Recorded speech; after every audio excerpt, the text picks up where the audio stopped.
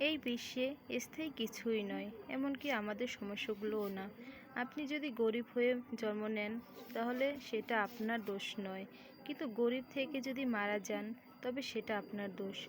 তাই আমরা এটাই বলবো, আমরা যখন জন্মগ্রহণ করেছি, হ্যাঁ আমরা নিজেরা কিছু একটা করতে চাই, আমরা অপরের উপর ভরসা করে থাকতে চাই না, আমরা চাই নিজেরা কিছু একটা করতে।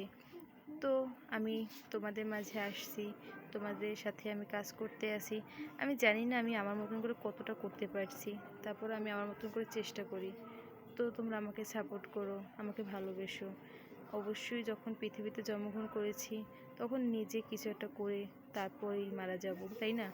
কারণ আমি তো অন্যের ভাগীদার হতে চাই না যে কেউ বলুক যে তুমি অন্যের উপর ডিপেন্ড করে আছো, এটা যেন কখনোই কেউ না বলে।